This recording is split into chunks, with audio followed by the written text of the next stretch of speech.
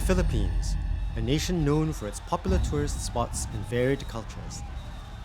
It is also a land run by guns and drugs. The agents of the National Bureau of Investigations recently discovered that one of the world's most powerful drug syndicates has infiltrated the country. They are trying to expand their business operation in Asia. And they are on a mission to take them down.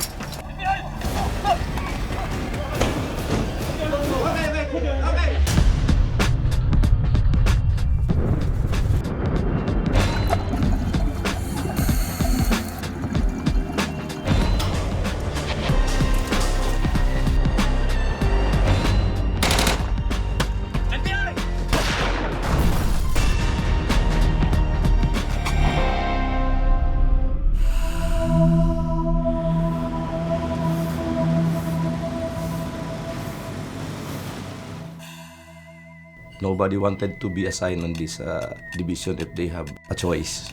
We were assigned here, and so we have to perform our job.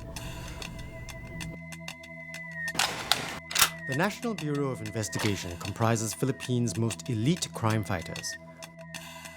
Modeled after the American FBI, the agents of the NBI are tasked to investigate the most heinous of crimes across the entire Philippine archipelago. Today, the NBI is at the forefront of the war against drugs. 90% of the operations which resulted to the death of NBI agents is from narcotics, anti-narcotics operation.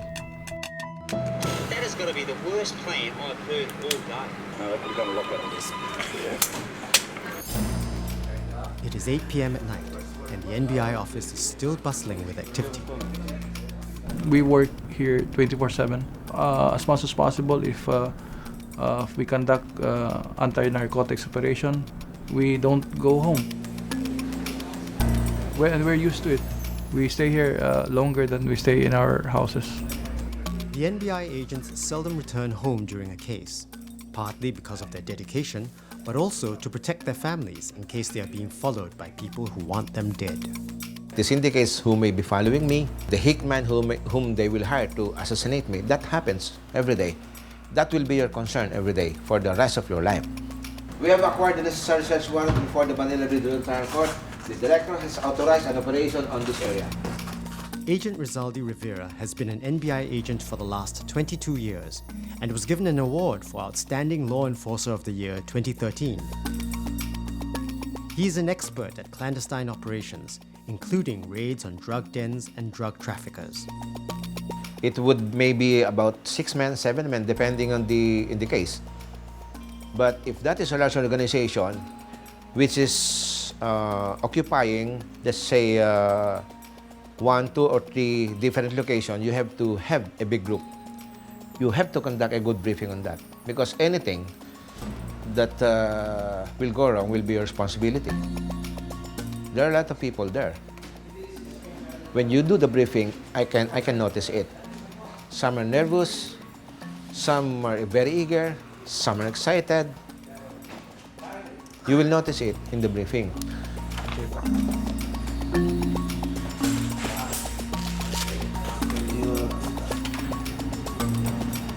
The NBI has to coordinate the operation with the police station to avoid misencounter.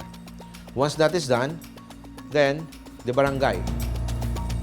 Barangay is the native Filipino term for a village, district, or suburb. Do not coordinate prematurely. That would be premature because of leakages. The operation will probably leak.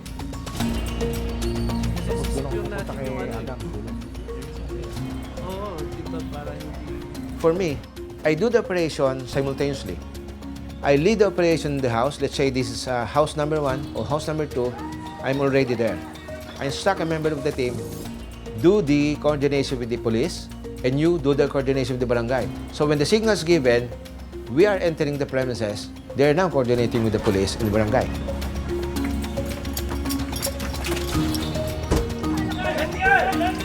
FBI! Ito! Taas kami! FBI! Baba! Baba! Baba!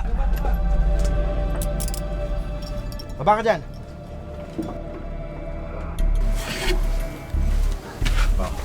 Ano to? Sir, di akin yan, sir. You have the right to remain silent. Anything you say may be used against you in the court of law. You have the right to have your own counsel of your own choice. As of now, you are being arrested. And in entering the house, what you have to watch out is sniper fire. Like what happened in Tala, Caloocan City a month ago. An NBA agent was killed. That was a drug-related operation. About 40 NBA agents, they were conducting this kind of inventory of the items taken there. 3 or 4 NBA agents are within the premises. They failed to do what I call a cover. They were staying outside the house, but within the premises. So, an unfriendly fire. Bro, somebody's dead. That syndicate, remember that the person who was responsible in killing that NBA agent, I think, was never found. He was never arrested. Even with small-time drug pushers, an anti-narcotics raid presents imminent dangers. But the NBI agents are soon to take on one of the world's most powerful drug syndicates, the Sinaloa Cartel.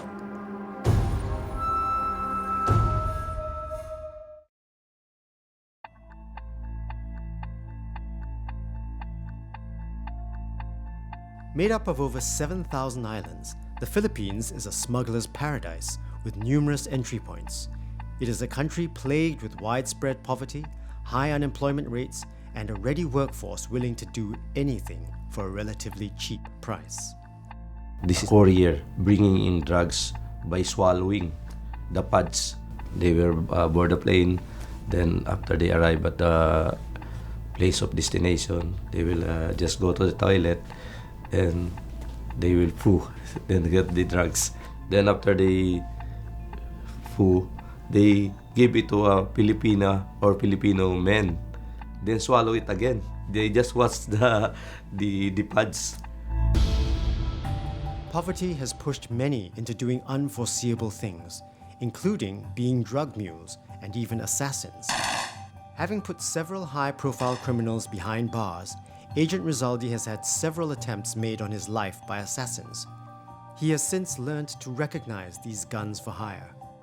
Usually, gun-for-hire syndicates are living as ghetto dwellers or slum dwellers. Because of the realities of life, they have no jobs, some of them are illiterate, they have no education at all. They were made tough by living in the streets. They resort to killing people to earn a living. If you're a prominent person, let's say you're a politician, somebody wants you dead, well, the price is of course higher. But if you're an ordinary person, well, the killing may be consummated over 2 bottles of beer. It is for this reason that we have to conceal most of the agents' faces in order to protect their identities. This is especially important when it comes to anti-narcotics operations, where powerful syndicates are involved.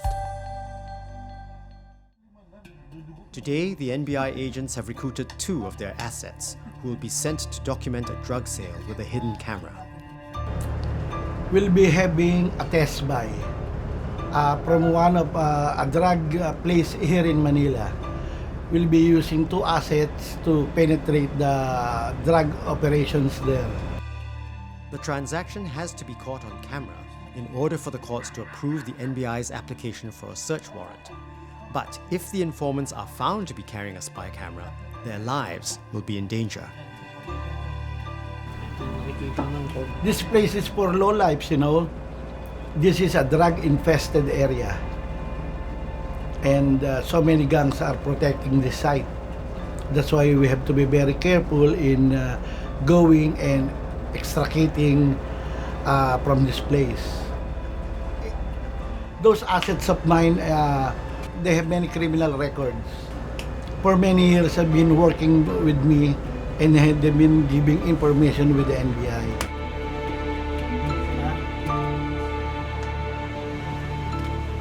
The van with the informants has heavily tinted windows and is backed up by 2 other vehicles filled with agents in case something goes wrong. there are two kinds of law enforcers, like angels. Some angels, they guard the gates of hell, and every demon that comes out, they catch them. Us, we go inside hell, and then we catch them and drag them out of hell. That's our job. First, we are going to tour the area so that you can see the area, okay? And then we drop them off, and they will do their things. If anything bad happens, just stay on the floor. Just stay low. But don't kiss my ass, okay? Okay. In spite of the light-hearted banter, one can sense the tension as the van nears the target location. Both the informants are terrified of being seen, despite the tinted windows. We're going to turn left there. Turo mo, Nyor, saan ka kaliwa? You can see those This people is the there. lair. This is the lair of the drug lord. This is the drug infested. Yan. Ito this one. We're going to hit this one. Yan, sa likod. Yan, pataas yan. You see those people there? They're just watching. You can see their faces when a car passes by. They look at the plate numbers. And then when you pass by, they will write it down. Kaya ka strictly officers. And then when you come back again, they'll know that you're conducting surveillance. You're all right. Once the van is out of visual range from the target location, the informants are sent to work. Ikaw sa'yo.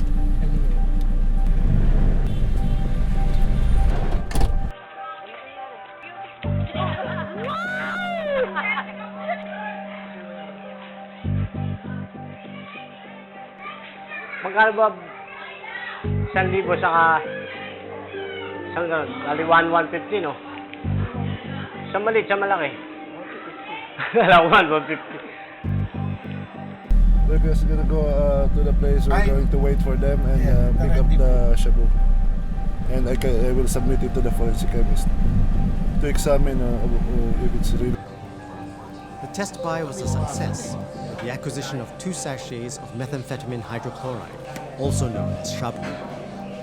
This operation was carried out on a small-time pusher, but recently, the NBI have uncovered a big fish in Metro Manila.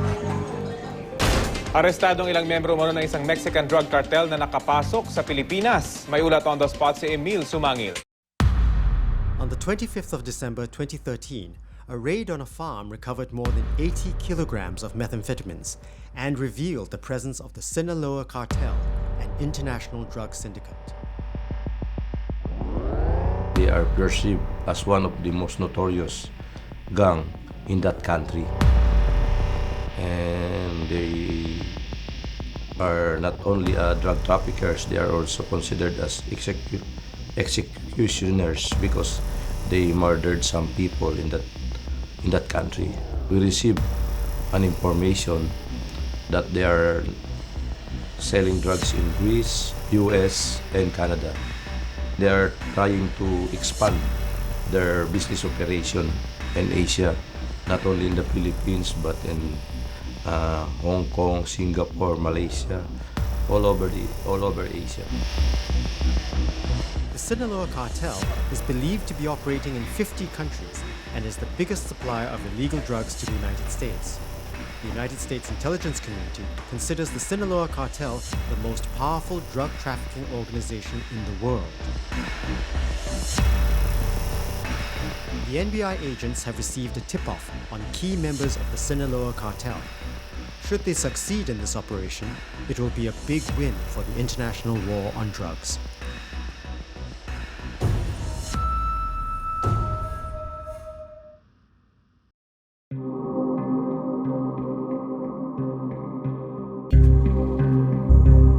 A raid on a local farm last Christmas uncovered the presence of one of the world's most powerful drug cartels in Manila.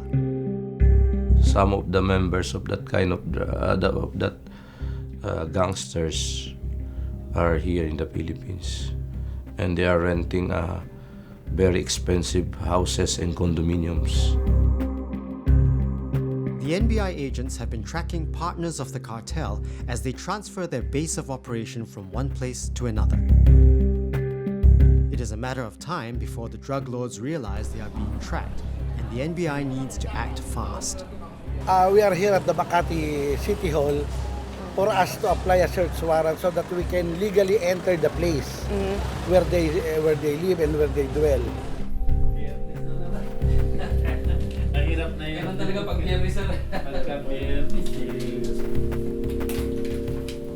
Pero yung ano ba, yung witnesses nyo ready na ba? Ready, sir. How many witnesses do you have ba? One of our problems is the law that the RA 9165. This law seems to protect drug lords than the law enforcers, because there are so many requirements before you can conduct a search warrant.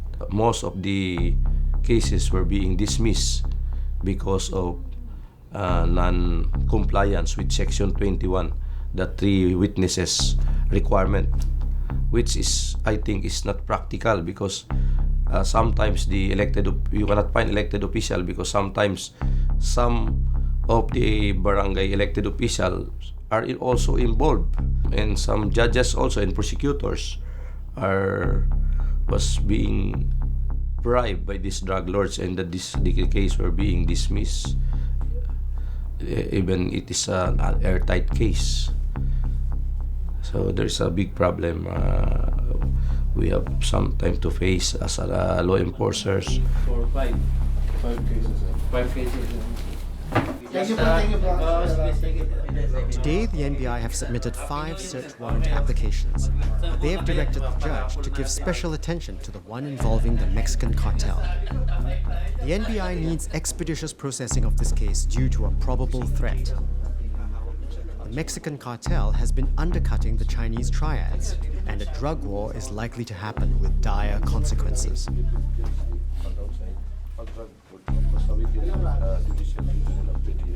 To ensure a fair hearing with no foul play, they have decided to raffle the 5 cases between different judges.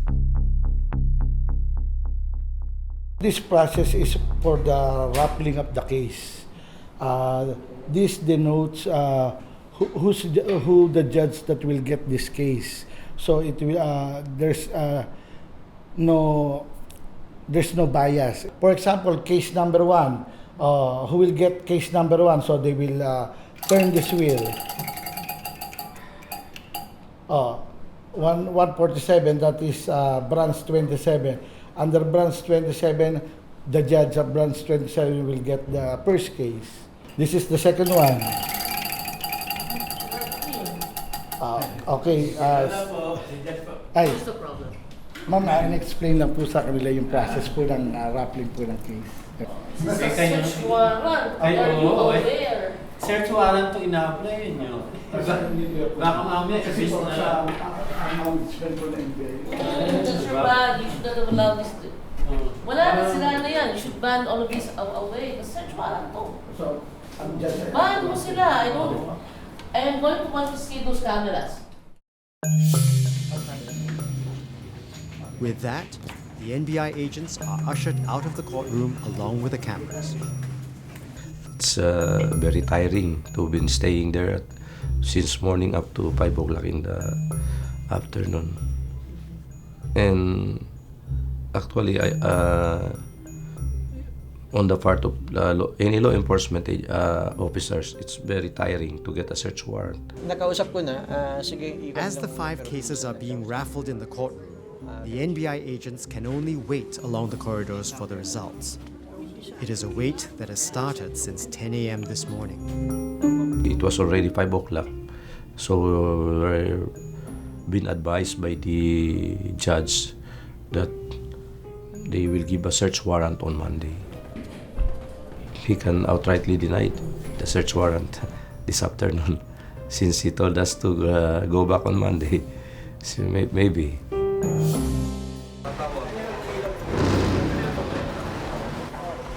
The application for the search warrant on the Sinaloa cartel case has been approved, and the NBI agents have been deployed to enforce it. Tonight, the NBI agents will be coordinating a simultaneous raid on 3 luxury apartments believed to be where the cartel have based their operations.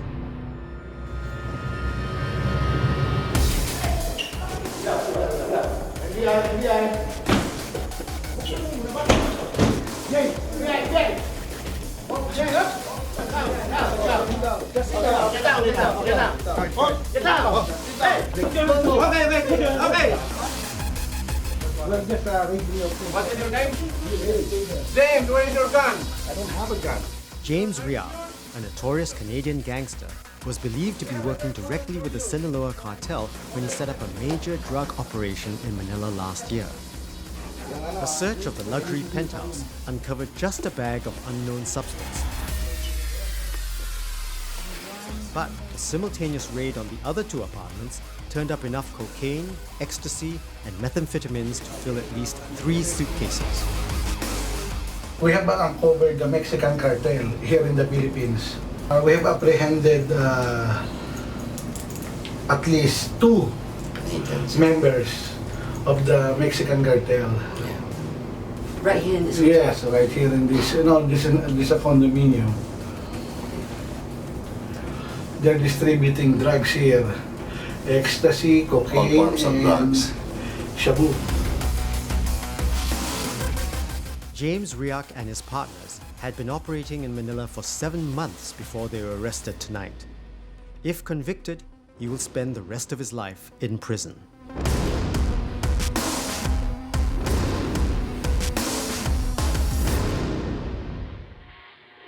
Nobody wanted to be assigned on this division if they have a choice. But I try to love this kind of job. Because if nobody will doing this, there will come a time in the future that the society might crumble and my son might be victims of these drug traffickers or these criminals who are using drugs. The NBI agents have managed to stop one of the most powerful drug cartels from infiltrating the Philippines. But that is just one of the many drug operations in the archipelago. It's been a long since time immemorial. The problem in illegal drugs was already there, but I think we just reduce the problem if we cannot totally eradicate the problem.